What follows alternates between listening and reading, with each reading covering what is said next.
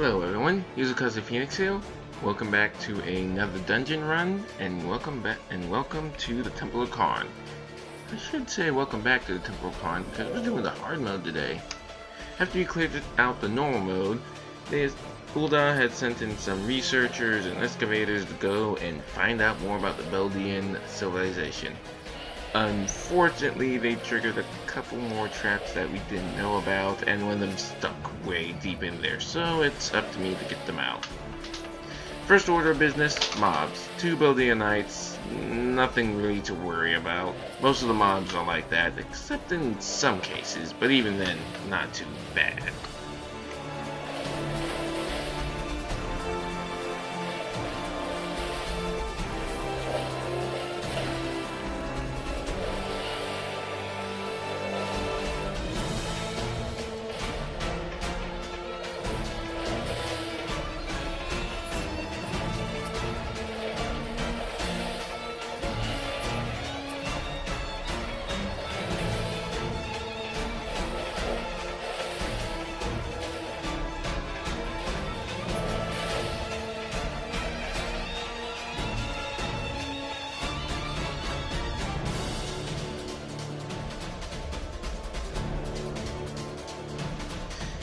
And what's around this corner, one would wonder.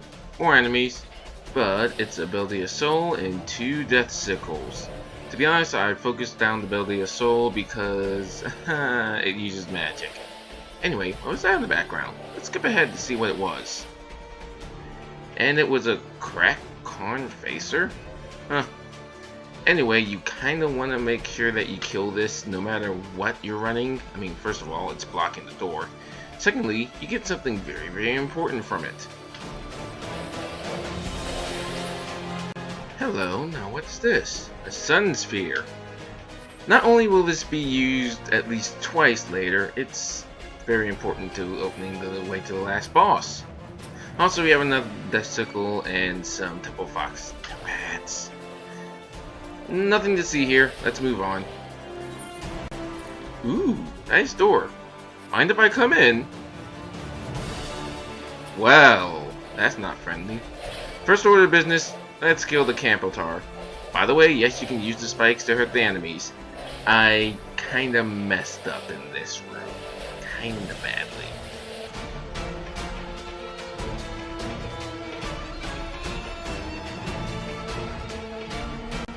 Someone played a little health theme, cause I am under 5k health. However, because Warrior is kind of a silly class, if you know what you're doing somewhat, you can survive.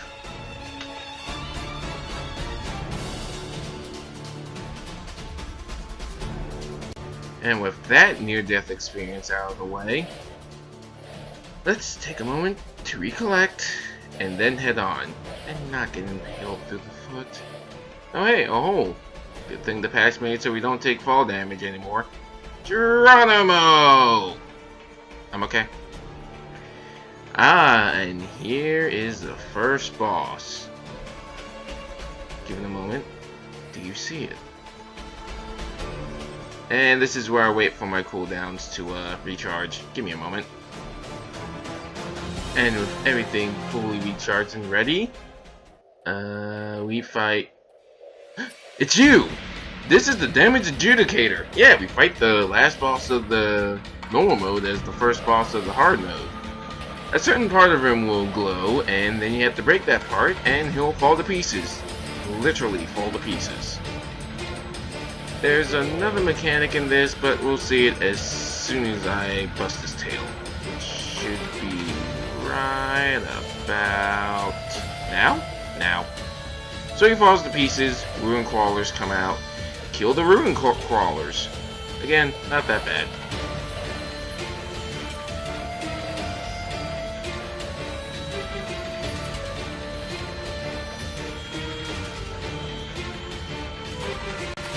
So he reforms after losing a chunk of health. Another part of him glows. Rinse and repeat. And yes, he does target someone to use dust to dust and that little sand will. Oh, there's what I was thinking about. Shifting sands. I have never let the timer run out, but if I were to have to guess, if the timer runs out, you die!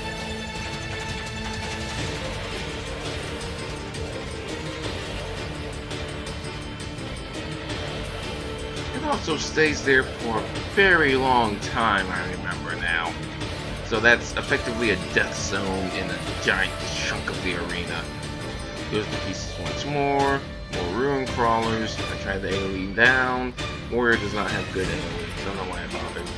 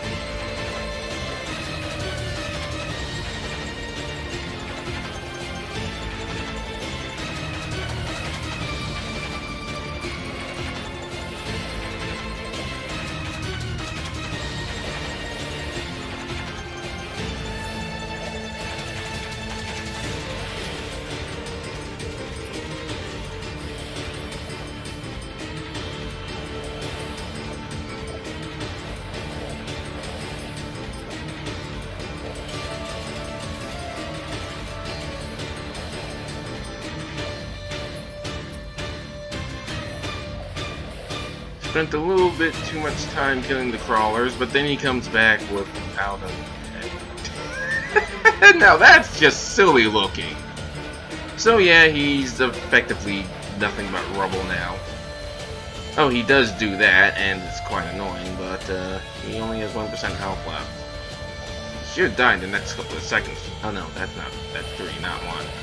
He should die in the next couple of seconds anyway. Any moment. And bonk. I said bonk. Bonk. There we go. So yeah, first boss down. It doesn't get easier from here.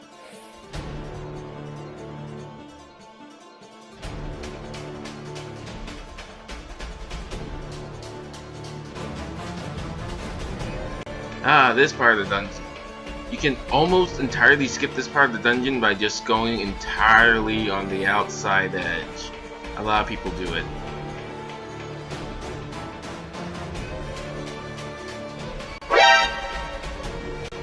Or you can be like me and mess up. Now that that's out the way, we have a mini-boss of sorts. The Vice-Gerent head and the Vice-Gerent's left hand. Normally the Vice-Gerent's left hand will just kind of grab onto someone and keep them in place, but they probably coded it that if there's only one person left, it won't grab onto anyone.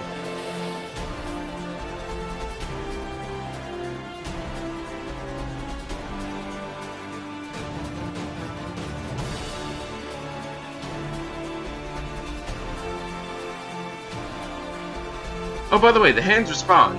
Did I forget to mention the hand respawn? Yeah, the hand respawns.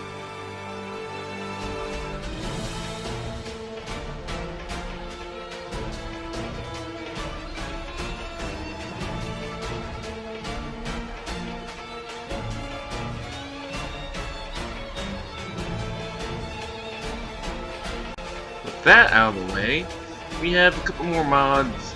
Not mods, mobs. And we have another Karn Facer to deal with. So I'll meet you all when we finally kill the Karn Facer and get to the end of this stretch.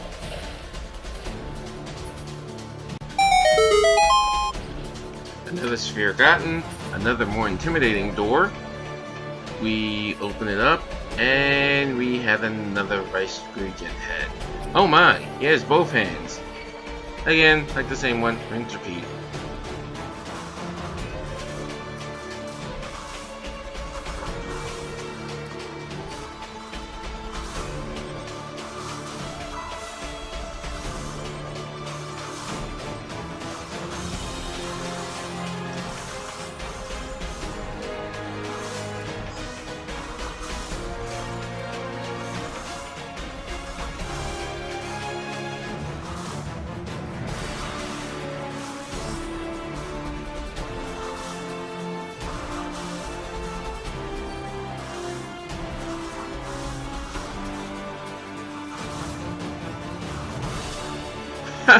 Another hand spawned just as it died. And speaking of dying,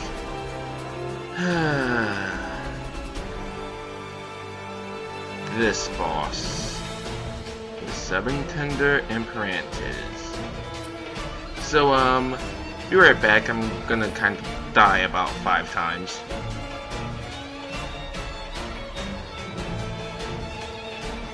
Right, had to cut all that out because you would not want to see me keep dying near the end. So, the Seven Tender Apperantly is a mook boss. Pretty much take care of the mooks, then focus her down. And there's a really big reason we want to take care of the mooks. These soldados aren't all that annoying. However, she has a very, very nasty gimmick. Well, besides the whole needles that do fix damage. Really, really scary for a warrior because you're there to take damage. And there's the gimmick, 100,000 needles. That goes through every invincibility cooldown, by the way. However, the way you get her out of that is to just hit her hard enough. A bow cleave or 2, depending, is more than enough. After that, she summons more adds. Do not attack until you kill all the adds. That also goes for doing this normally. Kill the ads first, then attack her. Because, as I found out, 100,000 needles always procs at a certain level of health.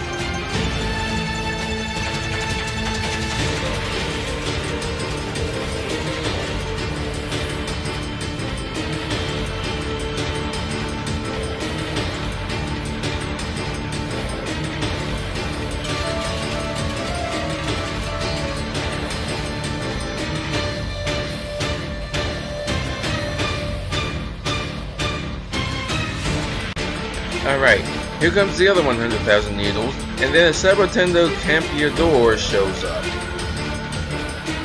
Remember what I said about killing the ads first, then hitting her? You want to knock her out.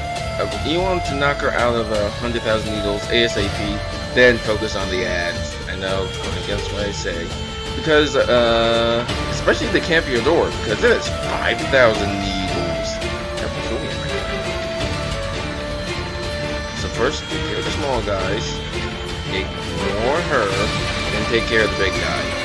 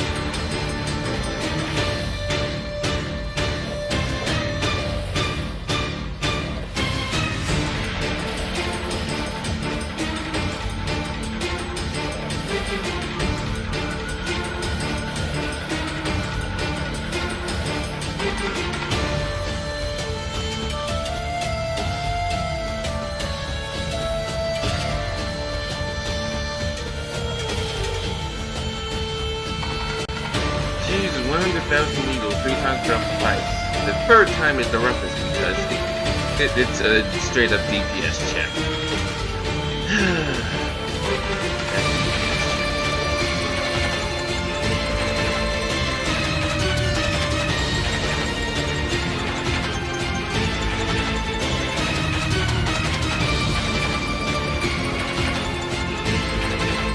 And that's why it's a DPS check. You need to kill the Sabatendo Guardia ASAP, or you're not going to be able to do enough damage to the Apperantly to knock her out of 100,000 needles.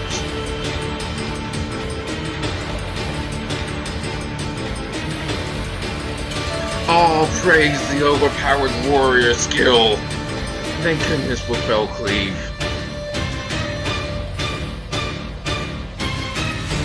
And now she doesn't have enough health to use 100,000 needles again. You just gotta take care of her little wonky followers, and then take her down. Just don't get hit by 2,000 needles too much.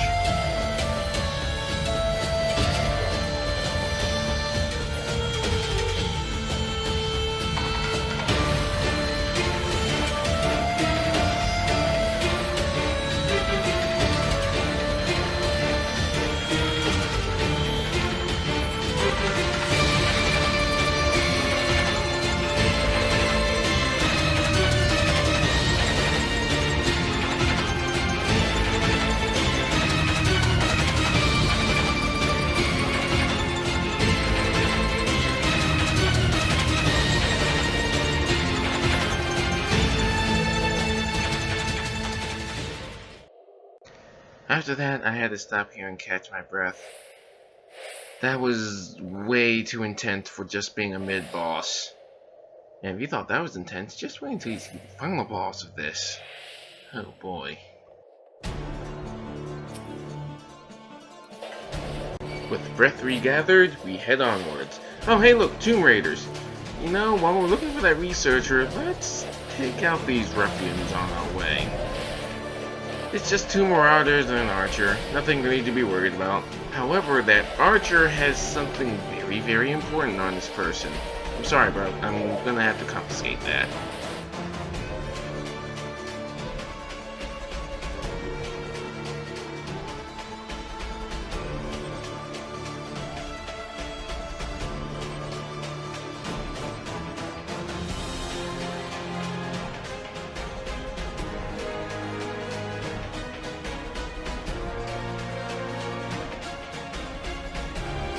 Clink. Hey, a star sphere.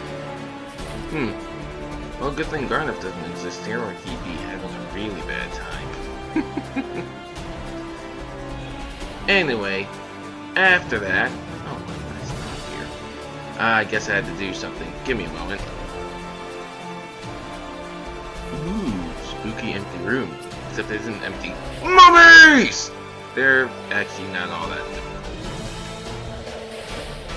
Yeah, most of the mobs here are not going to be that difficult until we get to the final room. Even then, they're still not that difficult. You are not missing much. The next room had 2 Baldean Knights you can just provoke out with like a ranged enmity skill and a solitary mummy. Hey look! A golem type enemy! You know what golem type enemies like to use? They like to stomp the yard. What is wrong with me? Another skip. It was just 4 Baldean Knights. Kill all 4 of them. Well, you kill 2 on either side and the door to the rooms open. And this is why you need the 3 spheres. You can actually miss the star sphere if you don't kill those Tomb Raiders. I've had that happen to me in the party once because I thought someone picked it up. They did not.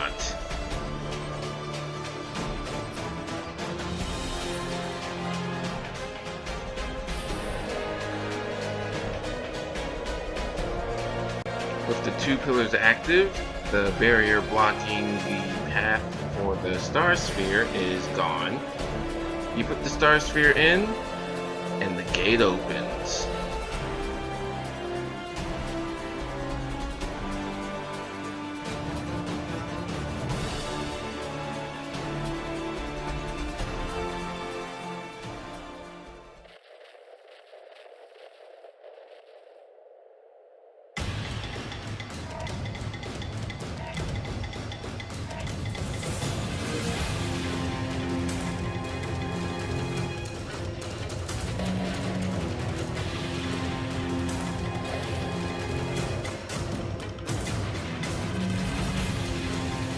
Before I begin talking about this boss, let me go die a couple more times.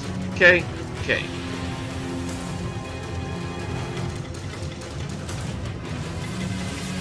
I know you've been fighting a boss for a long time, and it goes from day to night. Anyway, the Vicegerent to the Warden. There's no ads, but there is a very, very annoying mechanic called the Curse of the Mummy. You'll see the things they will give you that in pretty short order. But the thing you have to remember is 4 stacks of Curse of the Mummy, you get sent into a coffin and turned into a mummy. It doesn't mean that you die unless you get smacked. And speaking of stuff that will give you Curse of the Mummy, mummies! And they just kind of appear out of the sarcophagi and across the arena. That's not the only way. Of course it isn't. They have to give you multiple ways to get a rebuff on you.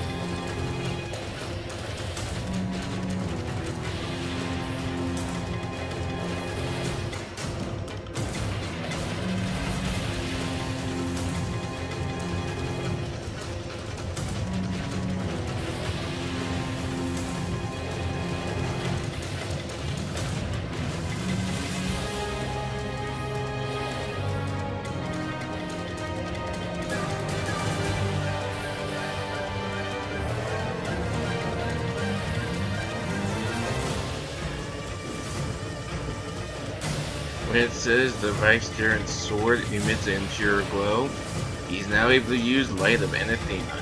If you get hit by that, not only do you take a decent chunk of damage, you also get hit with Curse of the Mummy.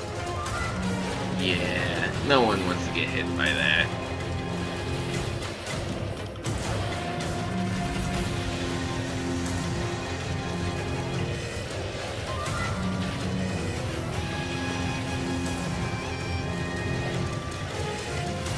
Oh, and then he does this. He tethers a red laser to someone at random and just immediately gives them stacks of Curse of the Mummy.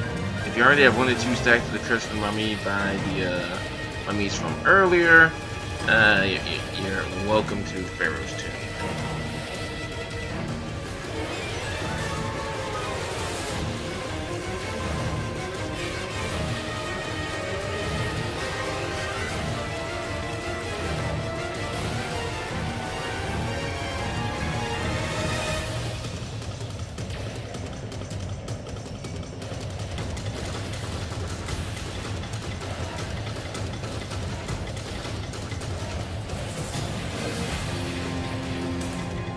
And that is what happened when you get Curse of the Mummy. By the way, you're not invincible when you get there. You can still get smacked around, as I found out many times before. So you're stuck in a coffin for a while. It opens up, you pop out, and you run across the arena. By the way, you can also give Curse of the Mummy to the other party members if they're not careful along with you.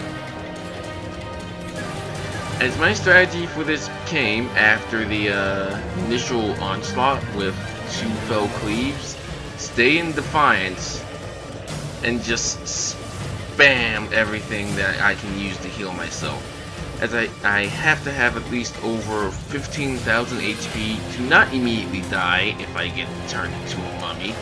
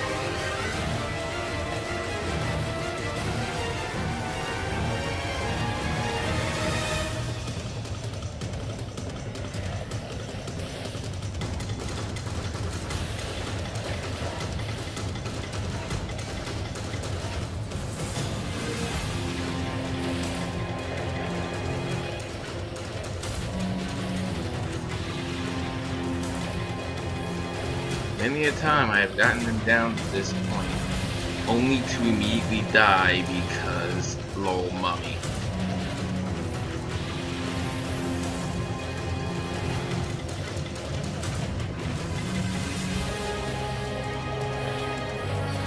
That laser is so cheap.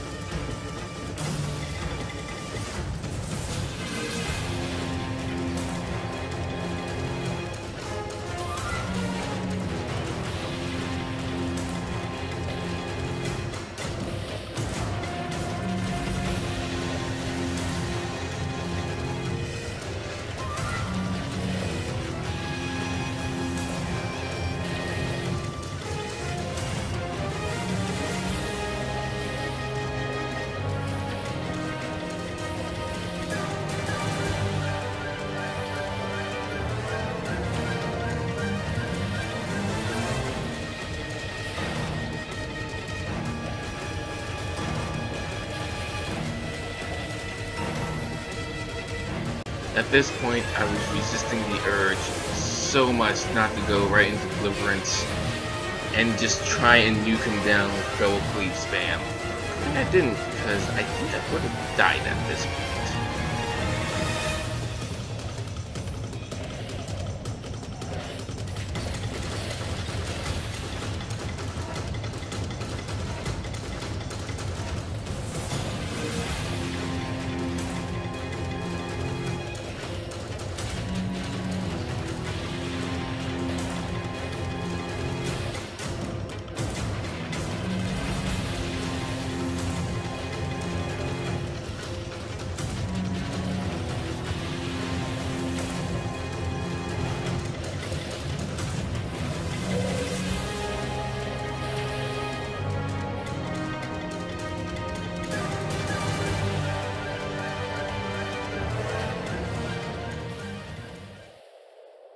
Rest in pieces, you sack of crap. I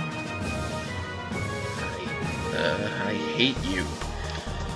I really did not like solo running this dungeon. Between the apperantly's 100,000 needle, you die, and this guy's mummy shenanigans. I was trying to find the stagger or whatever. It was right there, but whatever. This is probably going to be my last solo dungeon run through until I take a crack at Praetorium once more. The biggest hurdle for that is actually getting past Narrow. Anyway, big success.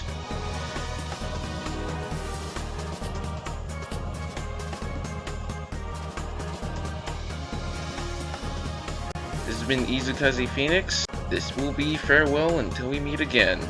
Keep on adventuring and doing what you all do. Take care.